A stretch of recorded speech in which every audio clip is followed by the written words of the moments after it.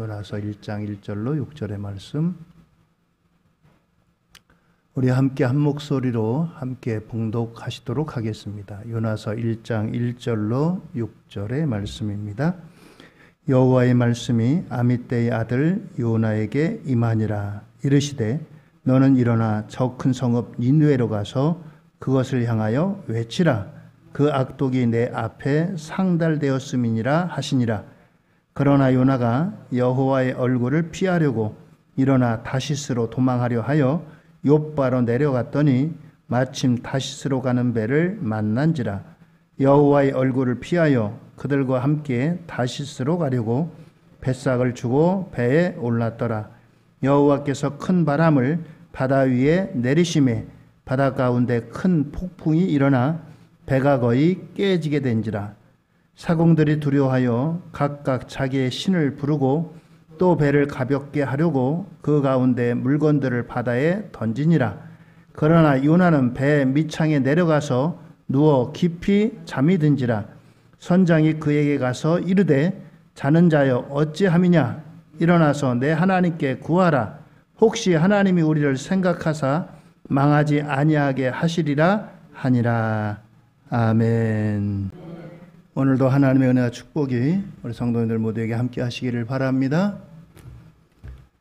오늘 말씀의 제목은 때문에, 또 덕분에, 때문에, 덕분에. 누구 때문에? 누구 덕분에. 그렇습니다. 여러분들 2차 세계대전을 일으키고 600만 명이나 되는 유대인을 죽인 그 사람 누군지 아시죠? 독일의 아돌프 히틀러라고 하는 사람입니다. 사진을 한번 보여주세요. 예. 이 아돌프 히틀러가 평소에 싫어한 두 가지가 있었다고 합니다. 하나는 유태인이고 하나는 여자였대요. 거기엔 이유가 있습니다. 히틀러가 어린 시절에 아버지가 행상을 했습니다. 그래서 이곳저곳 다니면서 장사를 하고 몇 달에 한 번이나 집에 들어왔대요. 그런데 가정을 지키고 그래야 될 어머니가 이웃에 돈 많고 세력 있는 유대인과 정분이 났습니다. 어린 히틀러가 어머니에게 그러지 마시라고 눈물로 호소했지만 어머니는 끝내 돌아서지 않았다고 합니다.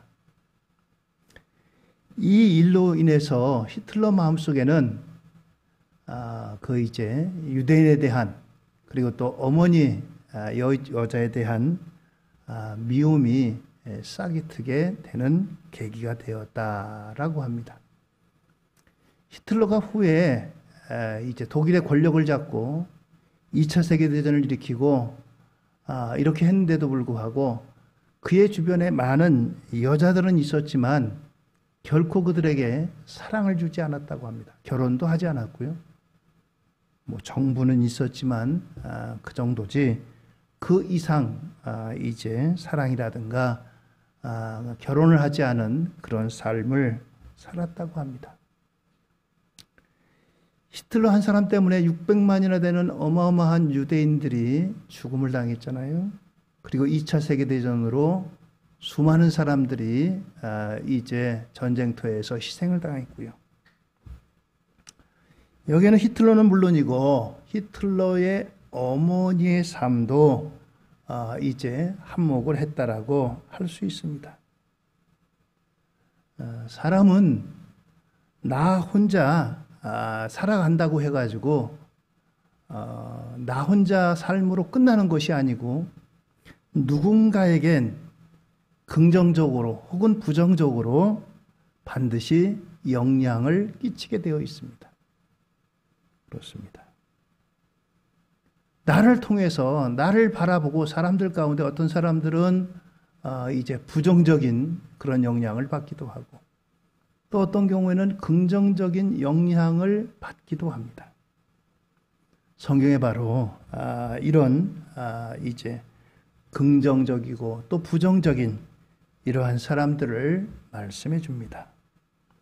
먼저 요나라고 하는 사람입니다. 요나 여러분들 아시죠? 요나는 선지자입니다. 하나님께서 이 요나에게 말씀이 임했어요. 요나야, 너 저기 니느웨에 가서 이렇게 외쳐라. 회개하지 않으면 하나님께서 이 성을 심판하십니다. 회개하지 않으면 하나님의 심판과 진노를 받게 됩니다. 회개하고 돌이키세요 라고 외치라고 합니다. 요나서 1장 1절 이하입니다. 여호와의 말씀이 아미떼의 아들 요나에게 임하니라 이르시되 2절입니다. 너는 일어나 저 큰 성읍 니느웨로 가서 그것을 향하여 외치라. 그 악독이 내 앞에 상달되었음이니라 하시니라. 하나님께서 니느웨 사람들의 악독함이 하나님에게로 올라갔다. 하나님께서 보셨다라고 하는 겁니다. 하나님께서 보신 것으로 끝나겠어요? 그 악독에는 반드시 하나님의 심판, 징계가 있는 법입니다. 자, 그런데 요나가 이렇게 하나님의 음성을 들었어요. 요나가 어떻게 했을까요? 1장 3절입니다. 그러나 요나가 여호와의 얼굴을 피하려고 일어나 다시스로 도망하려 하여 욥바로 내려갔더니 마침 다시스로 가는 배를 만난지라. 여호와의 얼굴을 피하여 그들과 함께 다시스로 가려고 뱃삭스를 주고 배에 올랐더라. 그렇습니다. 지도를 한번 보여주실래요? 자, 여러분들 지금 출발하는 데가 욥바라고 하는 곳입니다. 이스라엘의 욥바. 욥바를 가면 지금도 여러분들이 이스라엘로 혹시 성지순례를 가셔서 욥바를 가면은 거기에 큰 이제 고래 조각이 있습니다. 요나가 이 큰 물고기 뱃속에 들어갔다가 나왔잖아요. 그래서 그 항구에다가 이 큰 물고기 이제 고래 조각을 해놓은 게 있습니다. 자, 여러분들 보세요. 여러분들이 보시는 데서 이제 굵은 쪽으로 오른쪽으로 위로 올라가면은 거기가 니느웨입니다. 지금의 터키, 시리아 뭐 이쪽 지역입니다. 이번에 지진 난 곳 있잖아요. 그 근처입니다. 니느웨라고 하는 이곳은 아수르 나라의 수도입니다. 아수르라고 하는 나라의 수도예요. 이곳으로 가라고 했어요. 근데 요나가 지금 어디로 갑니까? 여러분들 쭉 보시면 왼쪽으로 보시면 끝에 스페인이라고 있죠? 거기에 다시스라고 하는 곳이 있습니다. 지금 이쪽으로 가려고 배를 탔어요. 니느웨하고 다시스는 완전히 방향이 다른 곳입니다. 지금 이제 요나가 이제 여호와의 얼굴을 피하였다. 하나님의 말씀을 안 들으려고 하는 거죠.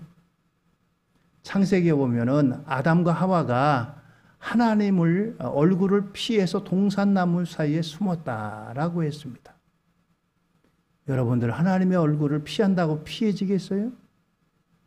하나님의 얼굴을 피한다고 하는 것은 뭔가 내가 하나님의 말씀에 자꾸 딴 곳으로 간다고 하는 것입니다. 니느웨로 가라고 했는데 니느웨로 안 가니까 그냥 있으면은 또 하나님의 얼굴, 하나님이 찾아오시고 말씀하시고 그러겠으니까 하나님을 피하는 거예요. 외면하는 거예요. 하나님의 말씀을 안 들으려고 반대 방향인 다시스로 가려고 했습니다. 요나가 이렇게 이제 이렇게 되기까지는 그 당시에 아수르와 이스라엘 관계가 바로 이것을 이야기해줘요. 아수르란 나라가 늘 이스라엘을 괴롭혔습니다.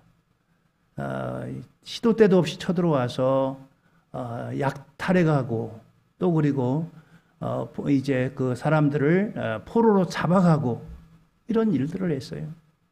그러다 보니까 이 이스라엘 사람들과 아수르 사이는 견원지간과 같습니다. 미움이 아주 보통이 아닙니다. 이 요나가 제대로 된 사람이라면은 이 아수르를 좋아할 리가 없어요. 아수르가 망하기를 원하지, 아수르가 망하는 길에서 돌이켜서 다시 일어난다? 이것을 원하는 것은 이스라엘 사람들 중에 한 사람도 없을 거예요. 요나도 그들 중에 하나였습니다. 자, 그래서 하나님의 눈을 피해서 요나가 이제 다시스로 가는 배를 탑니다. 1장 5절입니다.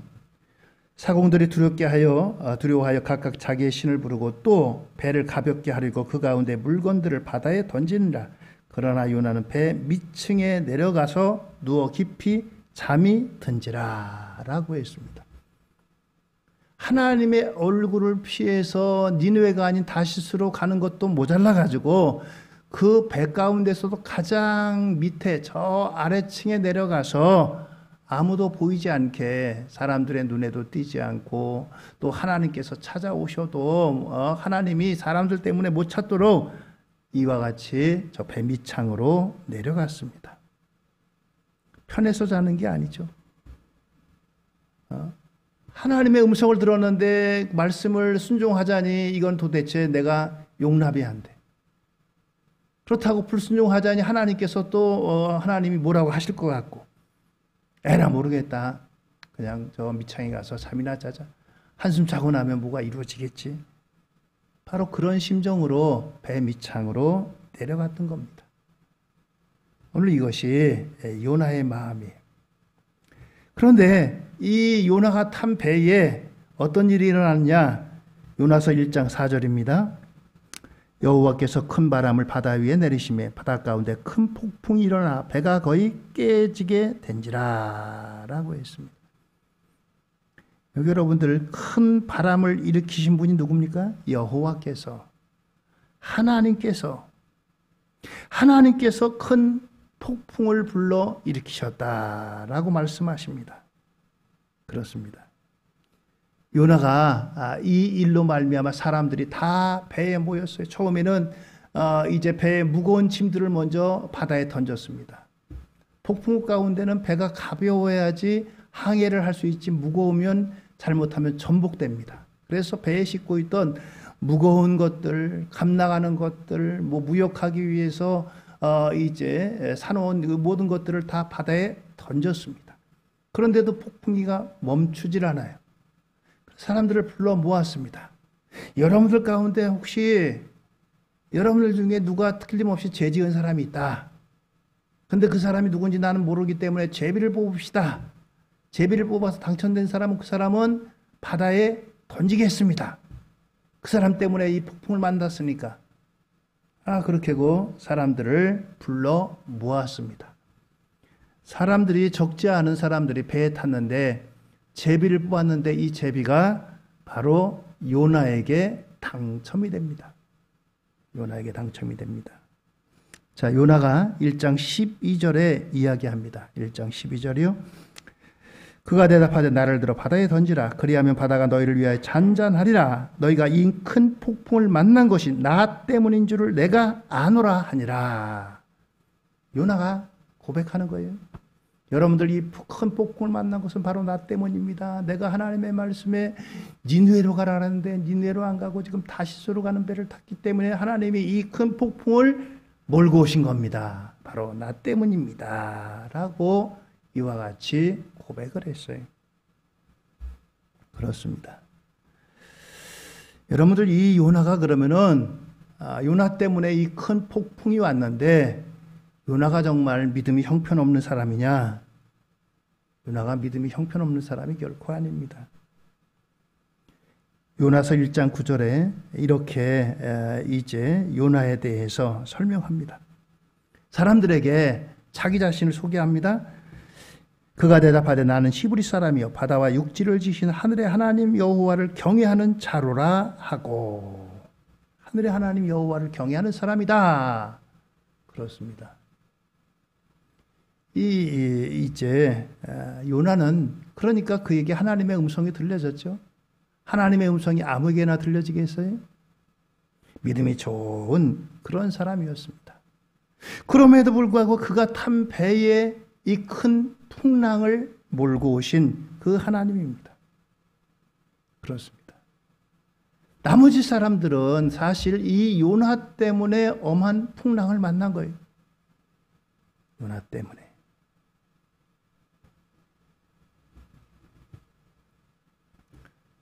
요나는 자신의 삶이 다른 사람의 삶과 맞물려 있다는 것을, 내 삶이 이웃이 축복이 될 수도 있고 저주가 될 수 있다는 사실을 깨닫지 못했어요. 그냥 자기 자신 혼자만, 하나님, 난 거기 니느웨는 죽어도 가기 싫습니다. 그 사람들이 우리에게 행한 일을 한번 보세요. 얼마나 우리를 괴롭게 했습니까? 얼마나 우리를 못 살게 했어요? 그 사람들은 망해도 싼 사람이에요. 그 사람들은 망해야 되는 사람들이에요. 내가 가서 그 사람들 망하지 말라고 전하라고요? 난 그거 못하겠습니다. 요나가 이런 심령으로 타시스행 배를 탔던 겁니다. 여러분들은 오늘 어떻게 보면 요나의 입장도 10분 이해는 갑니다. 10분 이해는 가요. 그러나 우리가 생각해 봐야 될 것은, 하나님을 믿고 따르는 사람들은 내가 하고 싶은 대로가 아니고 하나님이 원하시는 대로 한 발짝 더 나가야 된다는 거예요. 충분히 요나가 처한 그 위치에서 요나가 이렇게 했던 것에 대한 이제 그 행동에 대해서도 이해는 갑니다. 그러나 하나님께서 그걸 모르시고 이 요나에게 시켰겠어요? 아수르 사람들이 이 요나가 속한 이스라엘 사람들을 얼마나 괴롭히고 얼마나 못된 짓을 하고 얼마나 이제 많은 것을 빼앗아가고 사람을 죽이고 그랬는데, 그럼에도 불구하고 하나님께서 요나에게 그 일을 맡기신 거예요. 그렇습니다. 하나님 말씀이면 내 마음에 맞지 않아도, 내 생각에 맞지 않아도, 내 취향에 맞지 않아도 나아가는 것이 오늘 저와 여러분들 우리가 나아가야 할 방향이라고 하는 것입니다. 요나가, 하나님, 난 정말 이 사람들 싫습니다. 하나님, 이 사람들이 얼마나 나를 괴롭게 했는지 아시잖아요? 그렇지만 제가 하나님 말씀이니 제가 가겠습니다. 처음부터 이렇게 했더라면 얼마나 좋겠어요. 풍랑도 안 만나고 괜히 엄한 사람들 풍랑 만나가지고 자기의 귀한 이제 물건들을 바다에 던지고 죽느냐 사느냐 그런 고비 가운데도 가지 않게 되고 그렇습니다. 믿음 생활은 내가 원하는 대로 가는 것이 아니고 하나님이 원하시는 대로 나가는 거예요. 그렇습니다. 믿음의 사람들은 이 땅에 대한 일들에 대해서 이거 혹시 나 때문에 이렇게 된 건 아닌가 하는 이런 마음을 갖고 우리가 기도하고 우리가 그 일을 대처해야 돼요. 그것이 하나님이 원하시는 바예요.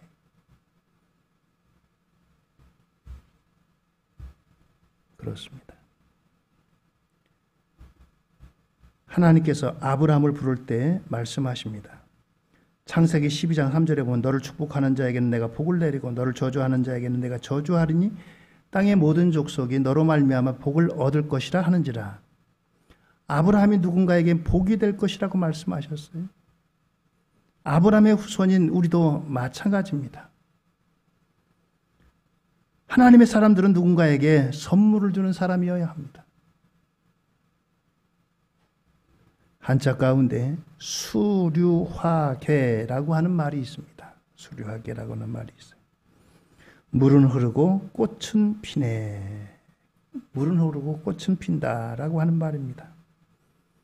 물이 돌을 만나면은 이 돌이 안 비켜줘도 알아서 물이 돌아서 들어갑니다. 웅덩이를 만나면 그 웅덩이를 가득 채우고요. 흙덩이를 만나면 그 흙덩이와 이제 혼합돼 가지고 흙덩이를 녹이고요. 그리고 마침내 흘러서 꽃을 피운다는 그런 이야기입니다. 하나님은 아브라함과 그의 후손 우리를 통해서 바로 이 수류하게의 물과 같이 우리를 부르셨어요.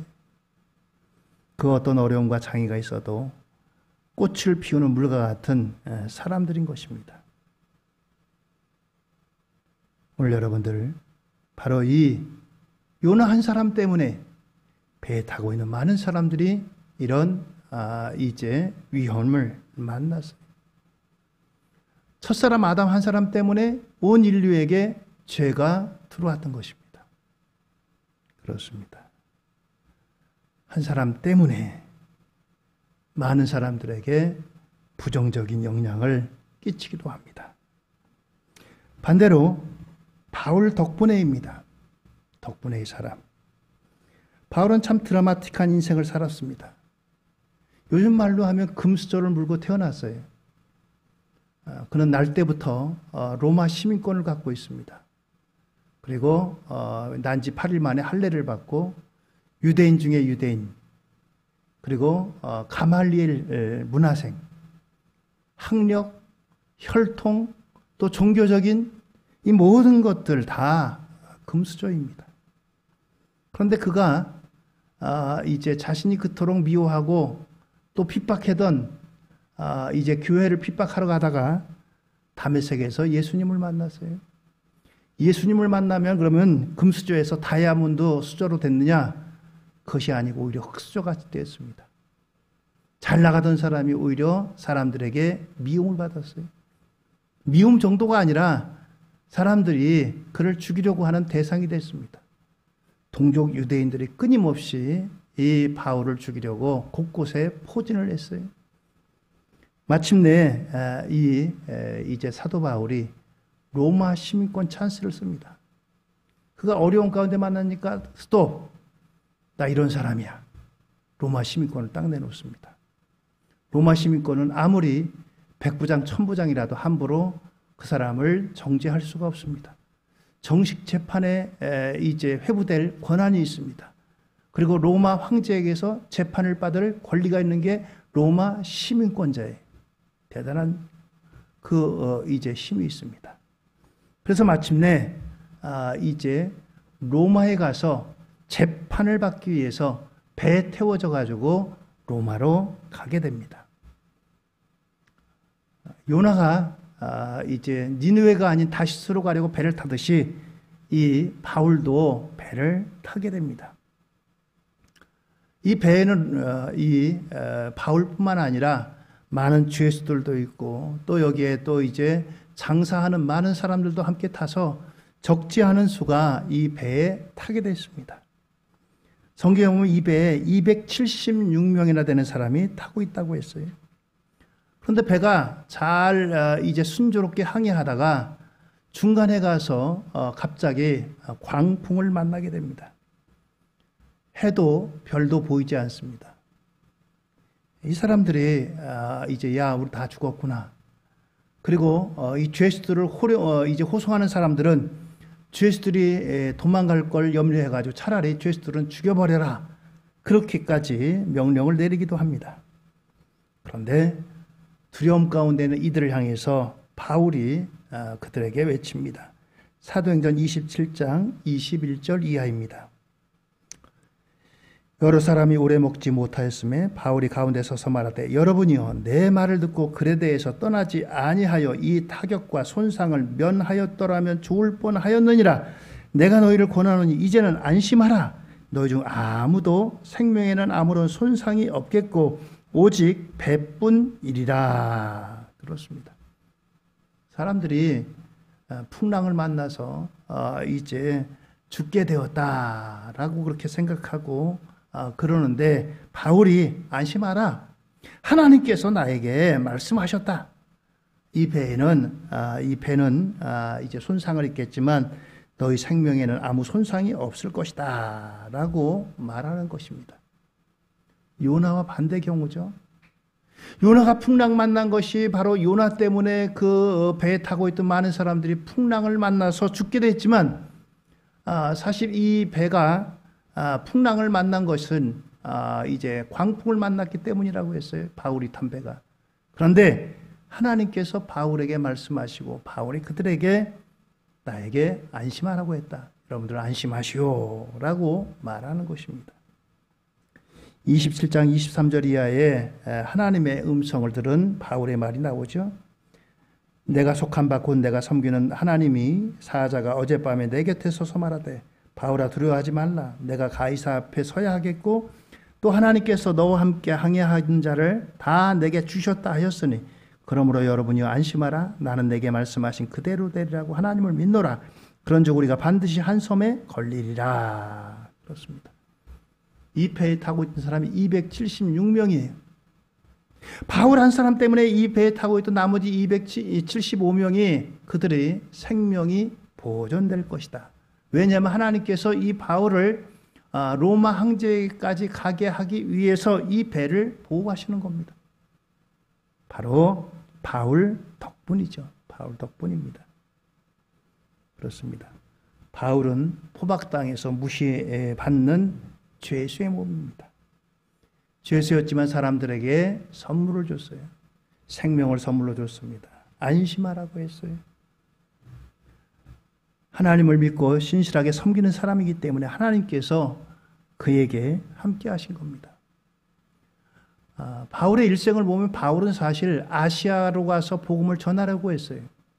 그런데 아시아로 가는 길이 열려지지 않고 환상 중에 저기 마게도냐 사람이 바울을 부릅니다. 와서 우리를 도우시오 하는 환상을 보고 이 유럽으로 방향을 바꿨어요.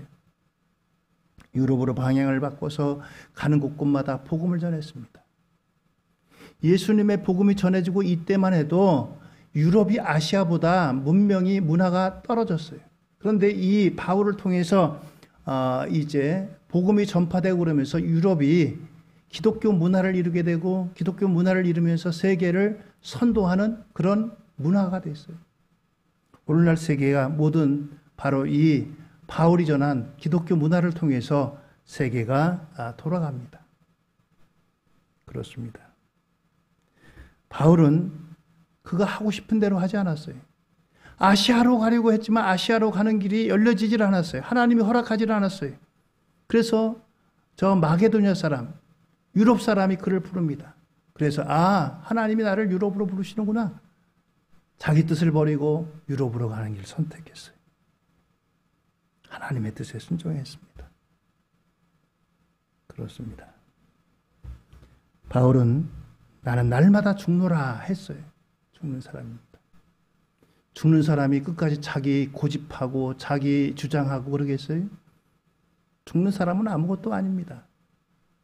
힘이 없어요. 능력이 없어요. 하나님 뜻대로 하는 게 죽는 사람입니다. 자기 자신을 십자가에 못 박는 그런 사람이었기 때문입니다. 그래서 그는 많은 사람들에게 보게 되었어요. 가까이는 276명이나 되는 이 배에 타고 있던 사람들, 그리고 유럽에 복음이 전파되고 문화가 들어오게 되고 그래서 이런 복을 받게 되는 것입니다. 창세기 6장에 보면 노아 한 사람 때문에 노아의 가족들이 구원을 받게 됩니다. 창세기 19장에 보면 아브라함 때문에 조카 롯이 불타는 소돔성에서 구원을 받습니다. 창세기 39장에 보면 요셉 덕분에 애국 군대 장관 보디발의 집이 복을 받게 되었다고 했습니다. 느헤미야 13장에 보면 느헤미야 덕분에 패역한 이스라엘 백성들이 용서를 받았다고 합니다.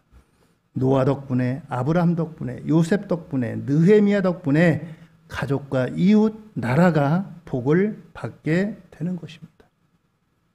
그렇습니다. 요나 한 사람 때문에 광풍이 불러오기도 하고 바울 한 사람 덕분에 광풍을 멈추게 하기도 하고 이 한 사람은 대단히 중요한 사람입니다. 한 사람을 통해서 이런 영향력이 있다는 거예요.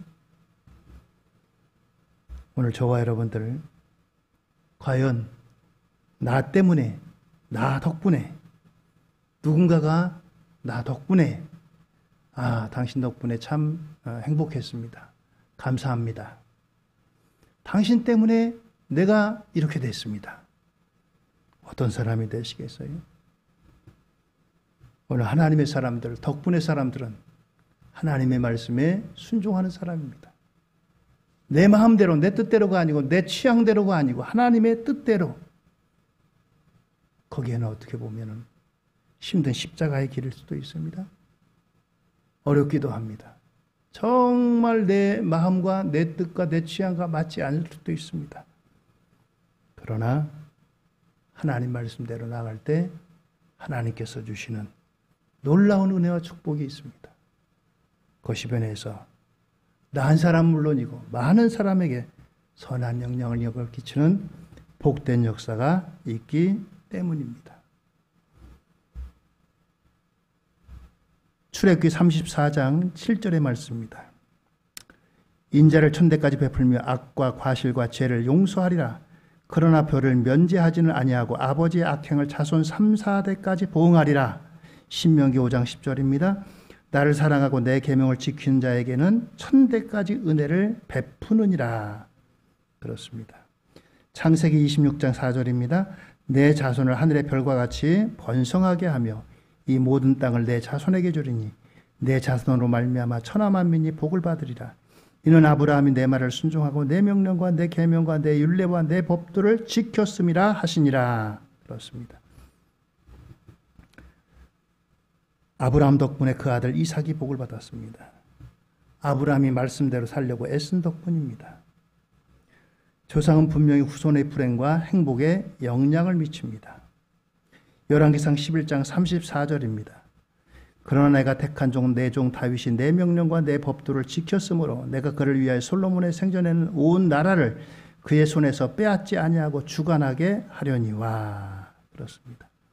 솔로몬이 우상 숭배의 죄를 지었을 때 하나님이 믿음 생활 잘했던 솔로몬의 아버지 다윗을 생각해서 진노를 참으셨다. 징벌을 늦추셨다라고 말씀하십니다.